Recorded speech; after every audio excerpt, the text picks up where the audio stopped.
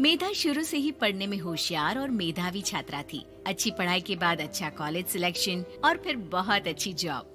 तूने तो मेरा नाम रोशन कर दिया मेधा। अरे लेकिन ये जो काम करने का तरीका है ना, इसे बदल ले।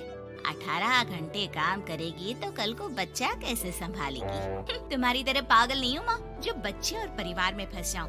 मैं तो जिंदगी खुल कर जीऊंगी। सब कहने की बात होती है बेटा, अपने बच्चे का सुख हर कोई चाहता है। वक्त बीतता है और मेधा की शादी हो जाती है। शादी के कुछ सालों में ही मेधा एक सुंदर सी बेटी की माँ बन जाती है। अरे यार, मेरी मैटरनिटी लीव खत्म हो रही है, क्या करे? माँ भी नहीं आ सकती, कैसे मैनेज करूँ? ऐसा करते हैं, इसके लिए एक केयर टेकर रख लेते हैं, वो देखा करेगी इसे।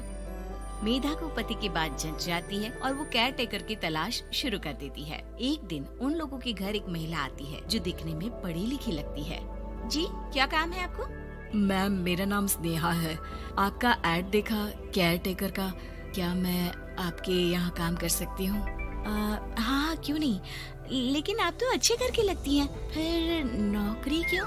दरअसल मेरे ससुराल वालों ने मुझे घर से निकाल दिया क्योंकि मैं माँ नहीं बन सकती और माता पिता भी नहीं है इस दुनिया में। तो अरे कोई बात नहीं, तुम लक्ष्य को ही अपना बच्चा समझो और यहीं रहना, और किसी भी चीज की जरूरत हो ना तो बता देना। नेहा खुशी खुशी लक्ष्य को संभालने लगती है। रात को जब मेधा घर पर आती है, अरे क्या बात है स्नेहा, तुमने खाना नहीं खाया क्या? अरे दीदी, आपका बेटा टाइम दे तब ना।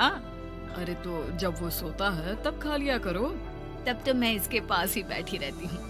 कोई मच्छर या कीड़ा काट ले लक्ष्य को तो अब आप पकड़ो, मैं खाना खा लेती हूँ। स्नेहा वहाँ से चली जाती है। बहुत ही अच्छे से ख्याल रख रही है ये लक्ष्य का। मेधा, इतना तो शायद तुम भी ध्यान नहीं देती। मेधा को पति की बात बुरी तो लगती है लेकिन कुछ नहीं कहती। धीरे धीरे स्नेहा मेधा और उसके पति के साथ बाहर भी जाने लगी। सुनो, स्नेहा को भी बाजार ले चलते हैं, वो क्या है ना, लक्ष्य को देख लेगी जब तक मैं शॉपिंग कर लूंगी। हाँ चलो, वैसे मैं चाह रहा था कि लक्ष्य को लेकर हम दोनों ही चलते। क्या यार, तुम तो फ्री में इमोशनल हो जाते हो, कितना देख लेंगे हम दोनों मिलकर, ले चलो उसे। कार से निकलकर मेधा और लक्ष्य रोड क्रॉस कर रहे थे कि सामने से कार आ जाती है। मेधा का ध्यान नहीं होता लेकिन स्नेहा तुरंत लक्ष्य को मेधा से छीन लेती है। मेधा गिर जाती है और कार मेधा को छूकर निकलती है, जिससे मेधा को खून आ जाता है। पति मेधा को हाथ देकर उठाता है। स्नेहा लक्ष्य को लेकर गले लगाई रहती है। थैंक्स स्नेहा, मैंने तो ध्यान ही नहीं दिया था कि कार आ रही है। स्नेहा का गुस्सा मालकिन पर टूट पड़ता है। अरे कैसी माँ है आप, अगर आज कुछ लक्ष्य को हो जाता तो मैं आपको कभी माफ नहीं करती। छोटा सा बच्चा है, उसे चोट लगती है तो पता है कितनी तकलीफ होती है। पति भी स्नेहा को देखने लगता है कि उसे क्या हो गया। मेधा को स्नेहा पर काफी गुस्सा आ जाता है। घर आकर कहती है, देखो स्नेहा, माना तुम लक्ष्य को बहुत प्यार करती हो, लेकिन वो मेरा बेटा है, मैं कभी जानबूझकर उसके साथ बुरा नहीं कर सकती, समझी? मुझे माफ कर दीजिए, मैं लक्ष्य को लेकर कुछ ज्यादा ही सेंसिटिव हो चुकी हूँ। मैं ध्यान रखूंगी कि आगे से ऐसा ना हो। मेधा का मन स्नेहा से अब हटने लगा था। एक शाम मेधा ऑफिस से घर आती है कि लक्ष्य उसे दिखाई नहीं देता और ना ही स्नेहा। वो स्नेहा के कमरे में जाती है जहाँ दोनों सो रहे होते हैं। अरे स्नेहा, लक्ष्य को आज इस कमरे में क्यों सुला दिया? दीदी, मुझे नींद आ रही थी, ऐसे में उसे कमरे में अकेले लिटाना मुझे ठीक नहीं लगा। मेधा बच्चा उठाने लगती है कि स्नेहा टोक देती है।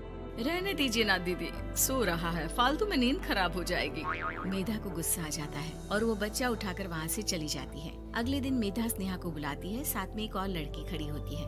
स्नेहा, अब तुम अपना कुछ और देख लो, हम लोगों को नई केयर टेकर मिल गई है, तुम इस हफ्ते घर छोड़ देना।